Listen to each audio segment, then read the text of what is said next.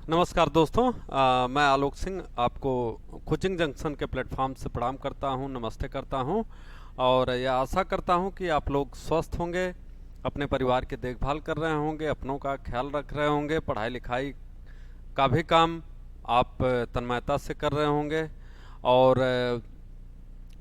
देखिए, एक चीज़ हमने बताया कि एग्ज़ाम के लिए सबसे बड़ी चीज़ होती है रेगुलरिटी। और हम लोग जिस दौर में हैं यह बेहद ही चुनौतीपूर्ण है। और सबसे बड़ी चीज़ है कि अगर हम किसी कंपटीशन में एक साल पीछे होते हैं तो आप ये मान के चलिए कि एक बहुत बड़ी लॉट जो है हमारे पीछे लग चुकी होती है। तो अगली बार हमें उससे भी कंपटीशन करना पड़ता है, क्योंकि सीटें बड़ी सीमित होती हैं। तो सिलेक्शन उन्हीं का होगा जो और लोगों से, या ये कहें कि भीड़ से थोड़े बेहतर हों।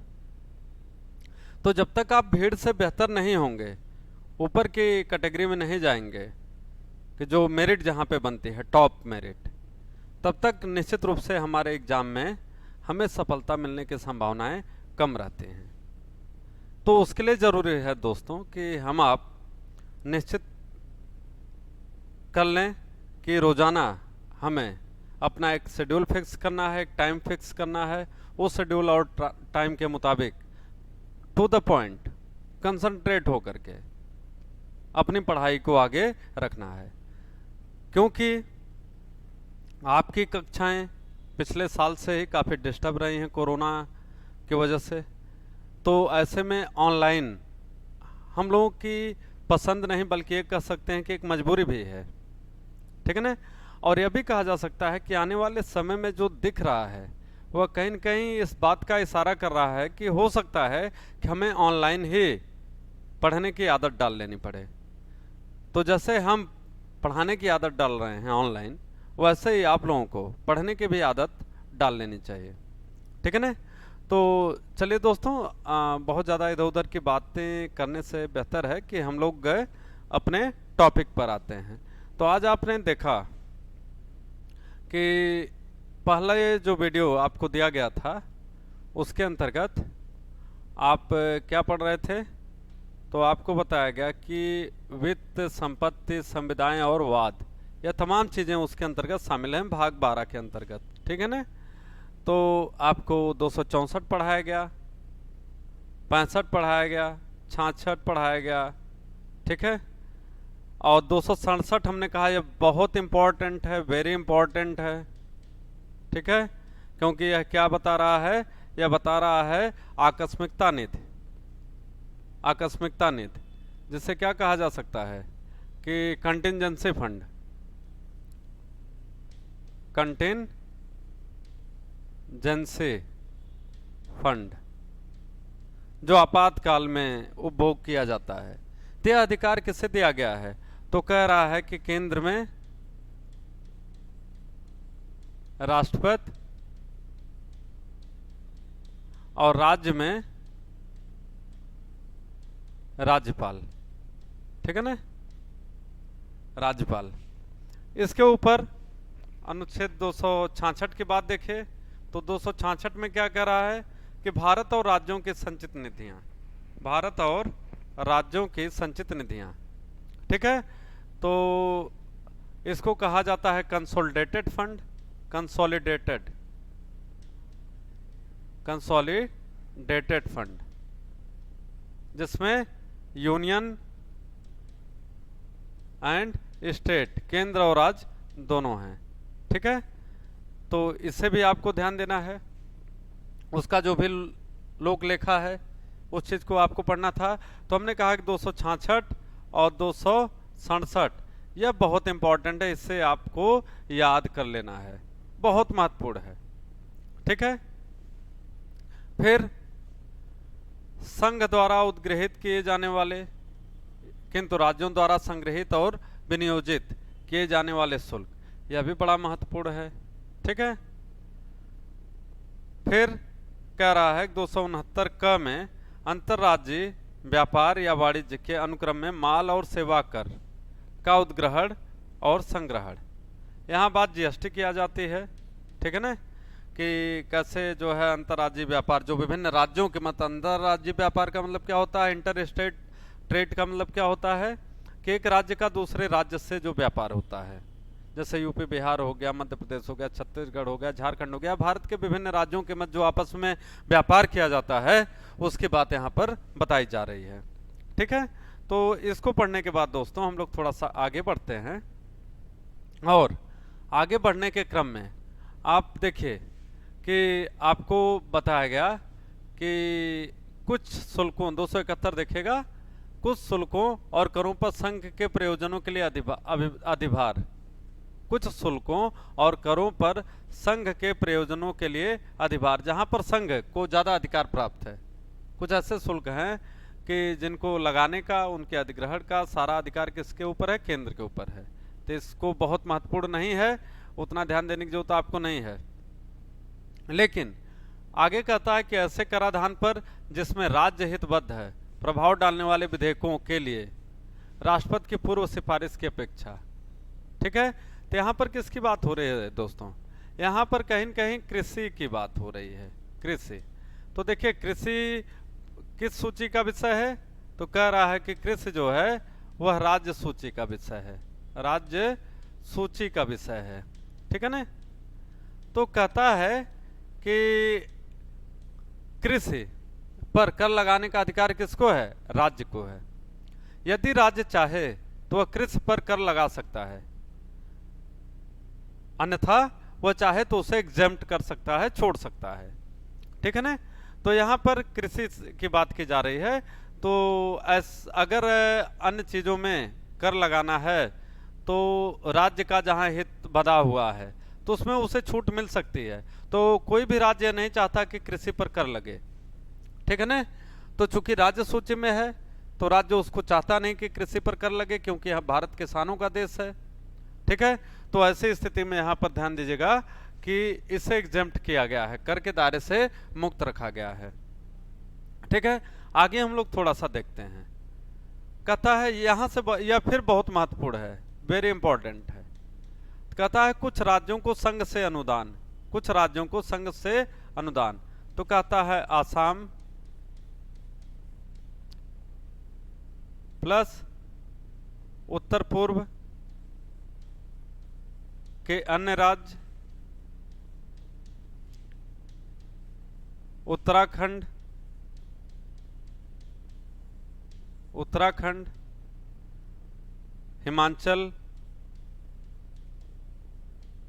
ठीक है ना, या ऐसे राज्य, ऐसे राज्य जिसे विशेष राज्य की कैटेगरी में रखा जाता है, विशेष राज्य किस श्रेणी में रखा जाता है, कि श्रेणी में रखा जाता है, विशेष राज्य की श्रेणी में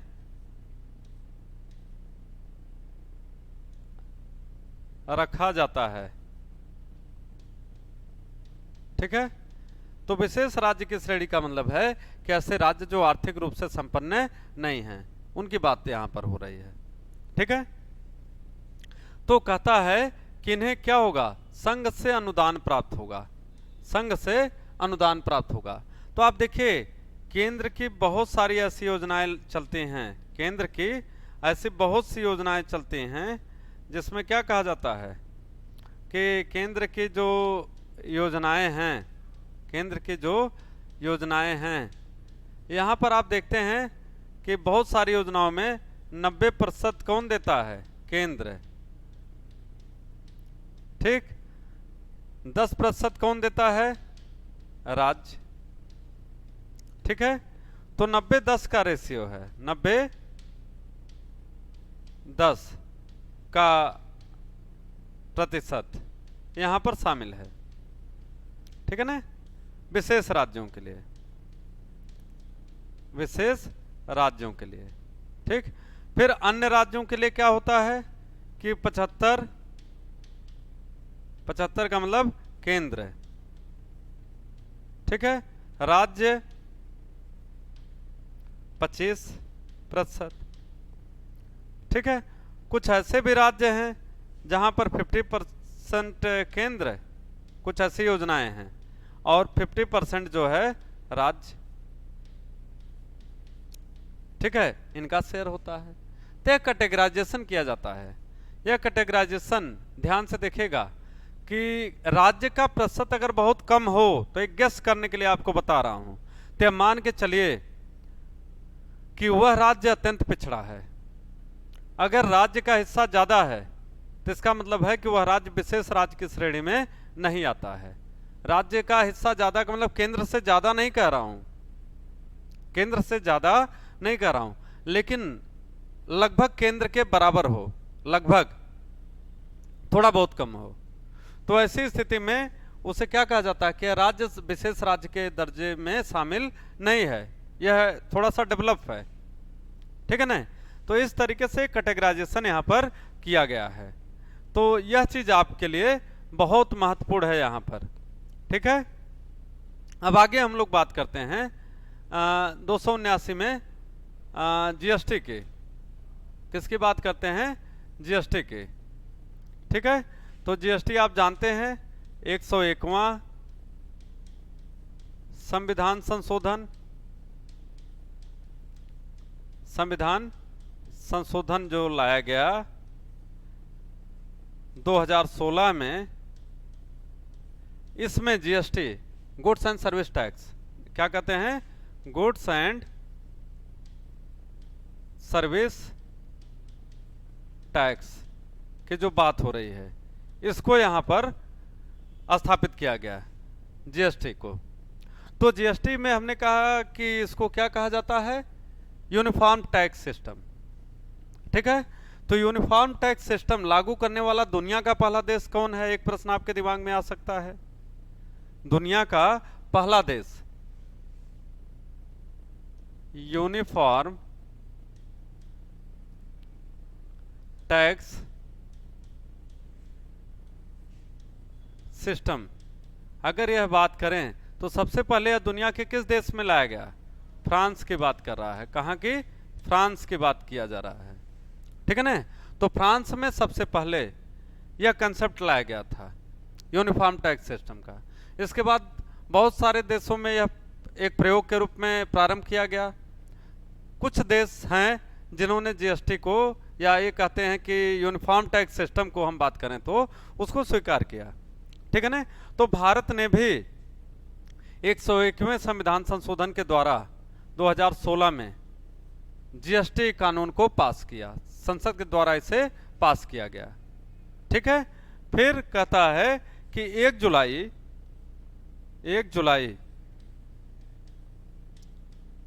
2017 से इसे लागू किया गया।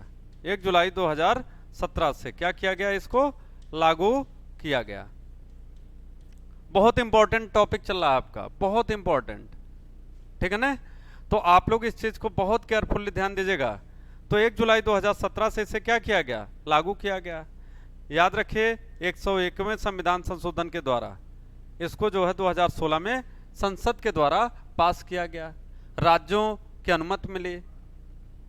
इसके लिए संविधान का कौन सा संशोधन नियम लागू होता है? संविधान में अगर हम संशोधनों की बात करें तो 3 प्रकार के संशोधन होते हैं।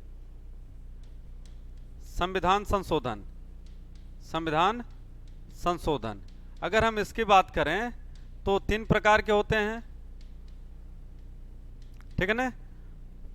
पहला सामान्य बहुमत से, सामान्य बहुमत से बराबर क्या होता है? 50% प्लस 1, 50% प्लस 1, मतलब आधे से एक ज्यादा हो तो यह सामान्य बहुमत होता है।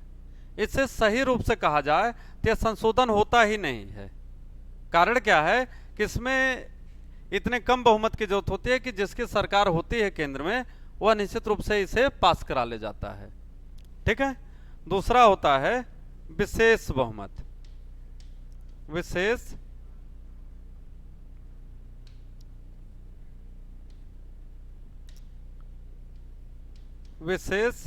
बहुमत। तो जब हम विशेष बहुमत की बात करते हैं, स्पेशल मेजॉरिटी की बात करते हैं, स्पेशल मेजॉरिटी,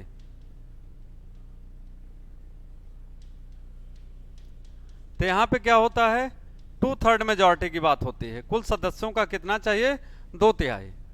तो इसे क्या कहा जाता है, विशेष बहुमत, ठीक है ना, 2/3 बहुमत। फिर तीसरा होता है, तीसरा विशेष बहुमत, विशेष बहुमत प्लस आधे राज्यों की संस्तुति, संस्तुति अप्रूवल, ठीक है ना। तो स्पेशल मेजॉरिटी क्या कहेंगे, 2/3 majority plus consent of half of the state, half of the state, ठीक है ना। इस चीज को आपको ध्यान देना है, 2/3 majority plus consent of half of the state. तो इसी तीसरे नियम के द्वारा जब आधे राज्य कम से कम सहमत हों, तो भारत में जो टोटल राज्य हैं 28 राज्य, तो कहने का मतलब है कि उस 28 में से कम 14 जो है इस बात के लिए सहमत हों, ठीक है ना। तो इस चीज को यहां पर आपको ध्यान देना है। तो हमने कहा कि इसी के द्वारा जीएसटी की स्थापना की गई, गुड्स एंड सर्विस टैक्स की बात यहां पर की जाती है, ठीक है। 101वें संविधान संशोधन के द्वारा 2016 में इसको अधिनियमित किया गया, विभिन्न राज्यों से संस्तुति ली गई, उनका अप्रूवल लिया गया और 1 जुलाई 2017 से इसे लागू किया गया, ठीक है। अब यहां पर आपको ध्यान क्या देना है कि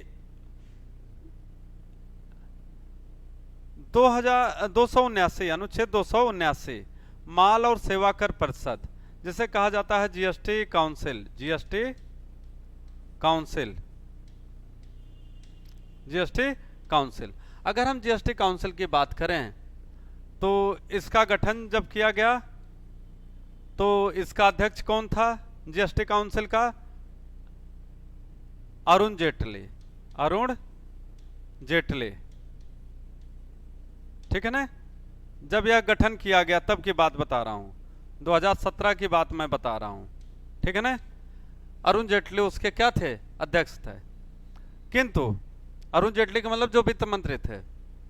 बाद में अगर हम बात करें तो आप देखेंगे कि 2019 में जाकर के जब अरुण जेटली की डेथ हो जाती है तो उसके बाद आपके वित्त मंत्री बनती है निर्मला सीतारमण, निर्मला सीतारमण।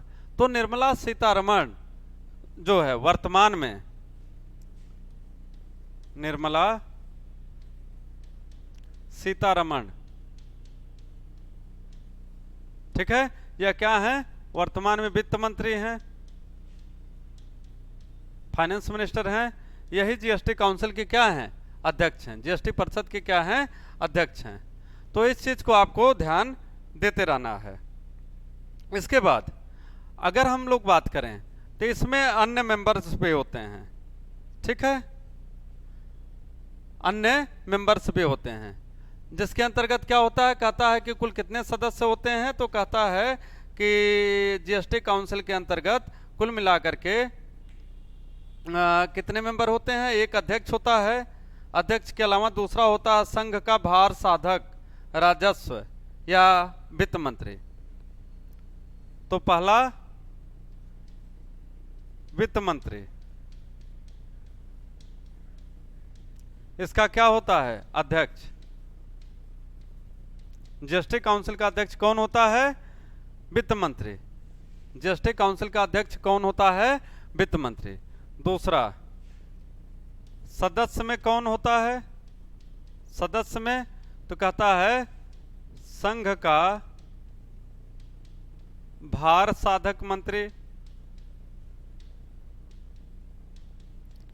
या जिसे हम यह भी कह सकते हैं कि वित्त राज्य मंत्री, वित्त राज्य मंत्री या वाणिज्य मंत्री, वाणिज्य मंत्री। तो यह क्या होते हैं इसके, यह इसके अध्यक्ष, इसके सदस्य होते हैं, ठीक है ना। तो ध्यान से पढ़ लीजिए वहां पर, संघ का भार साधक मंत्री, ठीक है, वित्त राज्य मंत्री, ठीक है ना, या फिर वाणिज्य मंत्री, ठीक है। इसके अलावा कह रहा है कि तीसरे पे अगर हम बात करें, तीसरा, प्रत्येक राज्यों के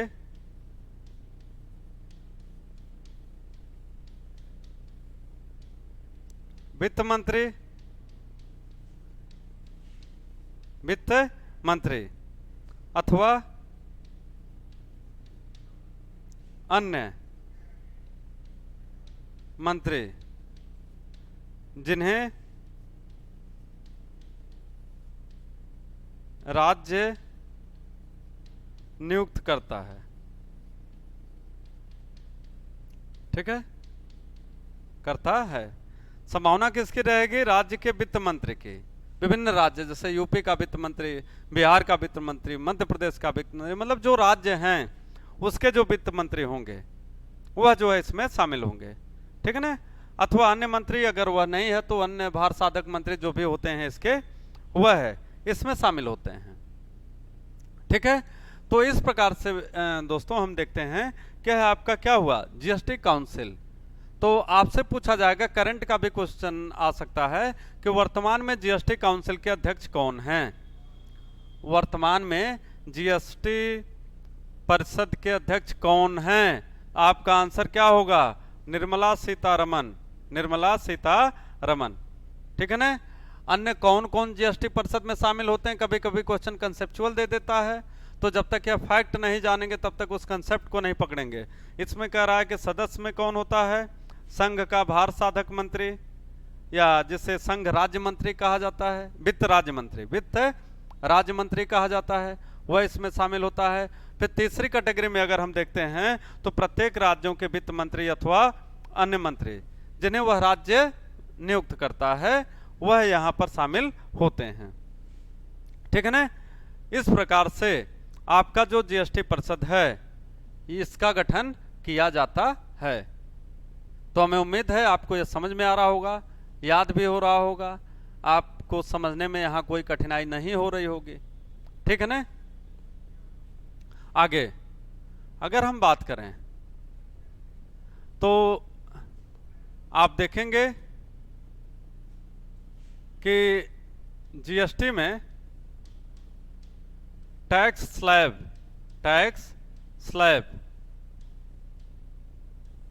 कितने हैं? तो पहला आप देखेंगे यहां पे कहा जा सकता है 0%, ठीक है, 0%, मतलब कोई टैक्स नहीं, नो टैक्स, ठीक है, या इसे कहा जा सकता है जीरो टैक्स,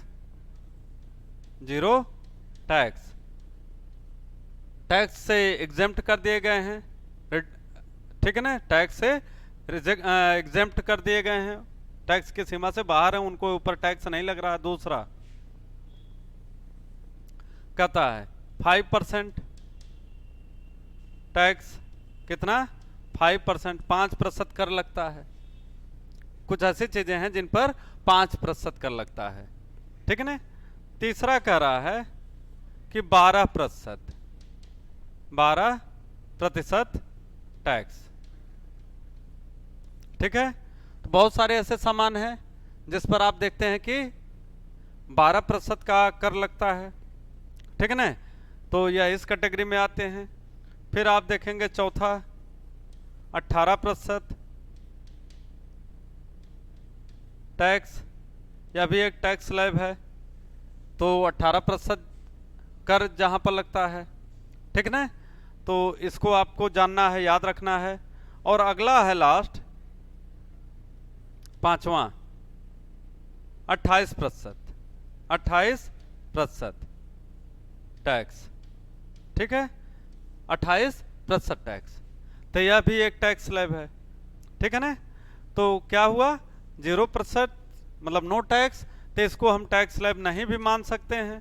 तो अगर हम इसको 1 कर दें, 2 कर दें, 3 कर दें, 4 कर दें, तो टोटल 4 प्रकार के टैक्स स्लैब बनाए गए हैं, ठीक है। कभी कभी ऐसे भी दे सकता है, 0 को भी काउंट कर लेता है जिन्हें टैक्स में छूट दी गई है और भी एक टैक्स स्लैब है, तो उस हिसाब से 5। तो आपको कोई कंफ्यूजन नहीं रहेगा, प्रश्न इस हिसाब से दिया रहेगा कि आपको यह समझ में आ जाएगा कि वह जीरो वाले को भी जोड़ के पूछ रहा है या जीरो को अलग करके। ठीक है ना। अगर कहीं कोई डाउट होगा तो आप सिर्फ 4 प्रकार के टैक्स स्लैब लगाइएगा, 4 प्रकार के टैक्स स्लैब को लगाइएगा आप यहां पर। ठीक है, तो यह चीज आपको समझ में आ रही होगी।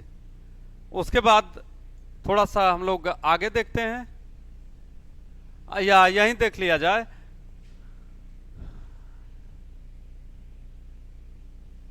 वह है माल या सामान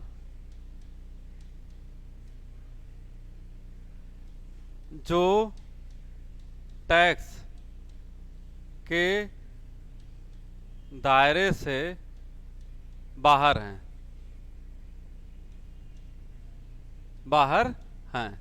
तो जब हम यहां पर कहते हैं कि टैक्स के दायरे से बाहर हैं, तो इसका अर्थ समझिएगा। यह कौन से सामान है? अल्कोहल,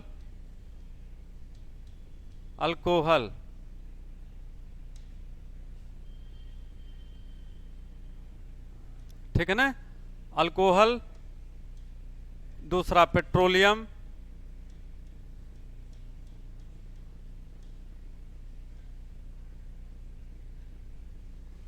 तीसरा बिजली,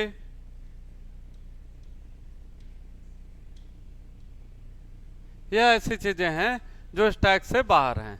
रीजन क्या है कि यहां पर जो कर है वो बहुत ज्यादा लगता है। जो टोटल कर है यह 49%, 50% के रेंज में जाता है, तो यह हैवी टैक्स के दायरे में आते हैं। इसलिए सरकार इन चीजों को कर के दायरे से क्या करती है? बाहर करती है। ऐसा नहीं कि इनसे कर नहीं लिया जाता, इन आइटम्स पर इतना ज्यादा कर लगता है कि वह टैक्स स्लैब से क्या है? बाहर हैं। ठीक है ना, एबव ऑल हैं। तो अल्कोहल को याद रखिएगा, पेट्रोलियम को याद रखिएगा, बिजली को याद रखिएगा। तो यह चीज आपका यहां से भी प्रश्न पूछा जा सकता है कि निम्नलिखित में से कौन टैक्स दायरे से बाहर है? निम्नलिखित में से कौन टैक्स दायरे से बाहर है? तो या तो बात यहां पर इसकी हो रही होगी या हमारे कुछ मूलभूत आवश्यकताओं की हो रही होगी जिनके ऊपर टैक्स नहीं लगता। तो यहां टैक्स नहीं लगता है, लेकिन यहां ज्यादा टैक्स लगता है, ज्यादा टैक्स लगता है। यह चीज आपको याद रखनी है। ठीक है ना। इसके बाद अब आगे हम लोग थोड़ा सा चलते हैं। तो सबसे पहली चीज आपको यह ध्यान देना है कि आपको जीएसटी ठीक से समझ में आया हुआ हो। जीएसटी क्यों लागू किया गया? ताकि जो कर कलेक्ट करने में, कर लगाने में एक जो समस्या आती थी, तमाम विवाद केंद्र और राज्य के मध्य में जो है शुरू हो गए थे। तो टैक्स लगाने को लेकर के जो केंद्र और राज्य के मध्य टैक्स को लगाने को लेकर के विवाद थे, उन विवाद के समाधान हेतु या उसको दूर करने हेतु यह कहा जा सकता है कि यहाँ पर एक यूनिफॉर्म टैक्स सिस्टम, जिसकी वकालत बहुत पहले से, ऐसा नहीं कि कोई एनडीए की सरकार थी तभी, नहीं, उससे पहले से भारत में यह बार बार मुद्दा उठता रहा कि एक यूनिफॉर्म टैक्स सिस्टम होना चाहिए, एक एकल कर प्रणाली, हिंदी में क्या कहेंगे? एकल कर प्रणाली। ठीक है ना। तो जो एकल कर प्रणाली है, यूनिफॉर्म टैक्स सिस्टम, यह है, हमने कहा कि इसकी डिमांड बहुत पहले से चली आ रही थी। तो जब इसकी डिमांड होती थी तो जनरली इसको टाला जाता था। ठीक है ना, कोई न कोई बाधा इसमें आ जाती थी, कोई अड़चन आ जाती थी।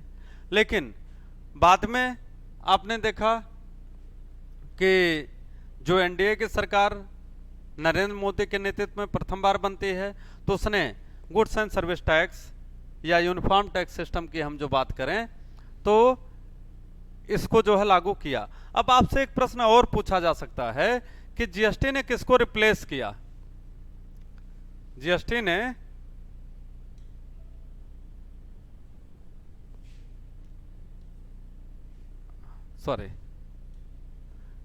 जीएसटी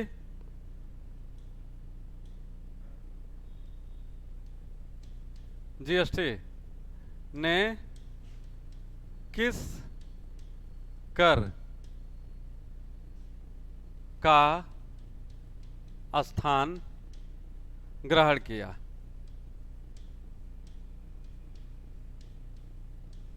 तो पहले जो कर हमारे यहां लगाया जाता था उसको क्या कहते थे? वैट, वीएटी, जिसे कहा जाता है value added tax, value added tax. तो वैट को इंग्लिश में ही याद रखिएगा, यह आसान रहेगा समझने में। Value added tax. तो वैट का स्थान किसने लिया? जीएसटी ने। तो वैट को कब जोड़ा गया था? वैट को जोड़ा गया 88वें संविधान संशोधन के द्वारा। इसको जोड़ा गया 88वें संविधान संशोधन के द्वारा वैट जोड़ा गया था, ठीक है ना। तो वैट के स्थान पर 101वें संविधान संशोधन के द्वारा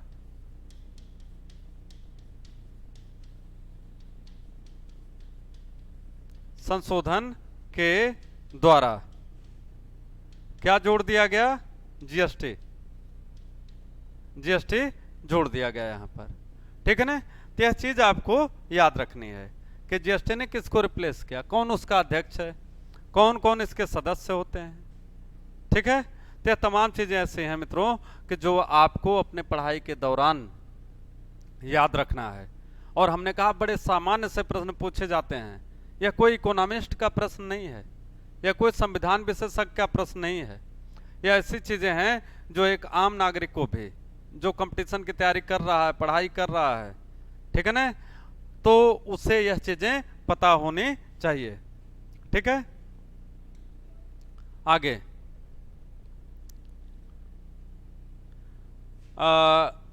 अनुच्छेद 280 आप देख रहे हैं, यहां पर किसकी बात हो रही है? फाइनेंस कमीशन की,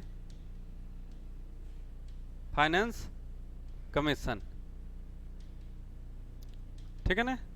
वित्त आयोग, किसकी बात हो रही है यहां पर? वित्त आयोग की बात हो रही है। तो जब आपसे वित्त आयोग की बात किया जाए तो इसका मतलब है कि यह कहीं न कहीं किसकी बात हो रही है? कि यह बात हो रही है एक ऐसी व्यवस्था की जो भारत के पूरे वित्तीय व्यवस्था को जो है देखता है, भारत के संपूर्ण जो वित्त व्यवस्था है उसको देखता है, ठीक है ना। तो इसका गठन किसके द्वारा किया जाता है वित्त आयोग का? तो कहता है कि इसका गठन जो है राष्ट्रपति के द्वारा किया जाता है, राष्ट्रपति के द्वारा प्रत्येक 5 वर्ष पर, प्रत्येक 5 वर्ष पर,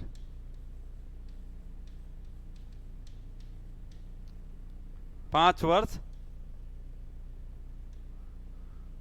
पर वित्त आयोग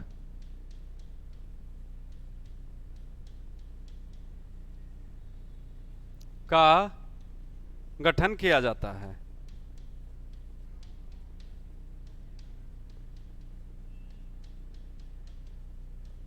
ठीक है। अच्छा एक चीज और, थोड़ा सा हम पीछे चलते हैं 279 में, 279 ए की बात हम यहां पर बता रहे थे। यहां पर एक चीज और देखेगा कि जीएसटी काउंसिल निर्णय कैसे लेती है। तो कहता है कि केंद्र को 1/3 मताधिकार प्राप्त है,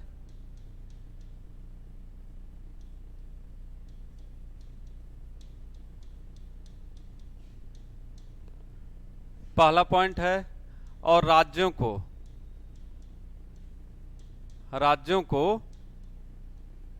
2/3 मताधिकार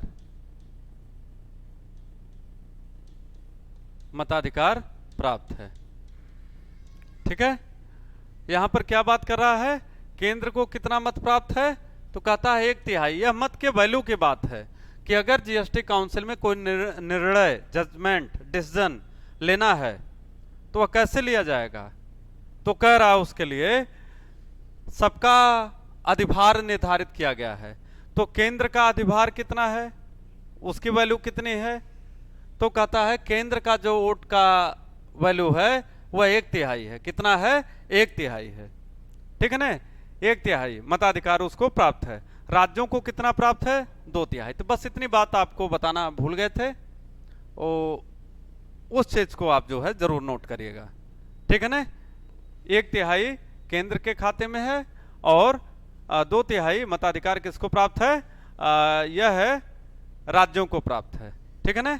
तो इस चीज का आपको क्या करना है? ध्यान देना है। ठीक है ना? और इसके बाद जो है कि आपको आगे बताया जा रहा है कि फाइनेंस कमीशन अनुच्छेद 280 तो कहता है कि फाइनेंस कमीशन किसके द्वारा गठित किया जाएगा? तो कहता है कि प्रत्येक 5 वर्ष पर एक वित्त आयोग का गठन किया जाएगा। प्रत्येक 5 वर्ष पर एक वित्त आयोग का गठन किया जाएगा। ठीक है ना? इसका गठन कौन करेगा? तो कहता है कि राष्ट्रपति। इसका गठन कौन करेगा वित्त आयोग का? तो कह रहा है कि राष्ट्रपति। ठीक है ना? तो ध्यान से देखिए, यहां तक आप नोट कर लीजिए। इसके बाद आगे हम लोग थोड़ा सा देखते हैं। कहता है कि वित्त आयोग में कौन कौन शामिल होगा? वित्त आयोग में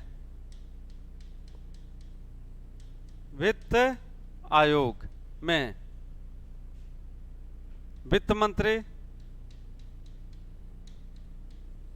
शामिल होता है प्लस 4 अन्य सदस्य। इसको नोट कर लीजिए आप लोग। इसको वीडियो देखते हुए हमने कहा कॉपी और पेन लिए रहिए, इसको नोट कर लीजिए। ठीक है ना? तो अब ध्यान से देखिएगा, यहां पर वित्त मंत्री काट दीजिए। वित्त मंत्री आप काट सकते हैं, यहां पे थोड़ा सा करेक्शन कर लीजिएगा। ठीक है? यहां पर क्या कह रहा है कि वित्त आयोग का एक अध्यक्ष होता है, अध्यक्ष लिखना था, अध्यक्ष प्लस 4 अन्य सदस्य। तो अभी कौन सा वित्त आयोग चल रहा है? 15वां वित्त आयोग।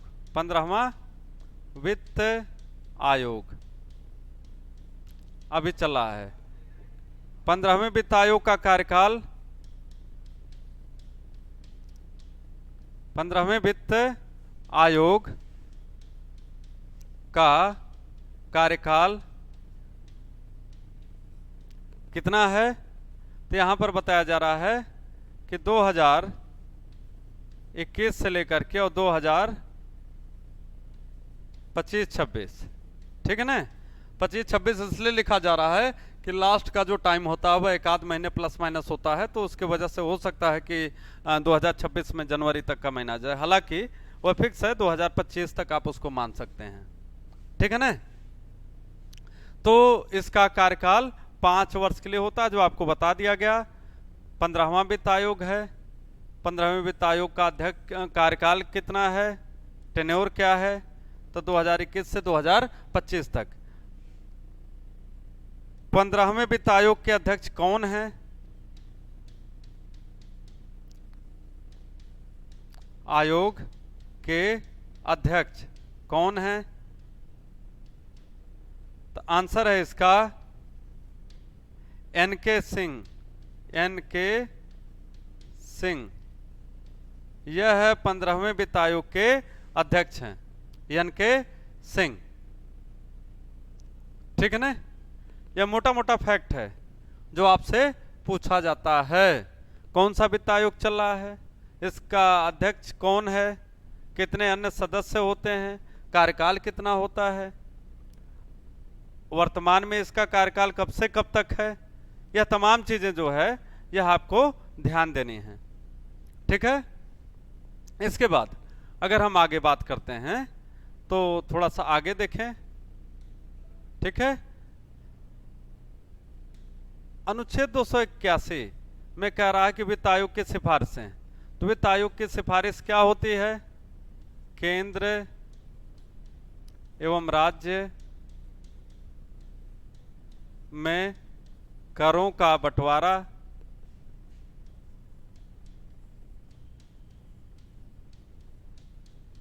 निर्धारण आदि, यह इसका काम है। फिर किंतु राज्य स्थानीय कर लगा सकता है, लगा सकता है। ठीक है, तो यह छोटी सी बात है, इसको आपको याद रखना है। ठीक है, तो इस प्रकार से आपने देखा कि यह जो टॉपिक था, हमने कहा यह बहुत महत्वपूर्ण है आपके एग्जाम के लिहाज से।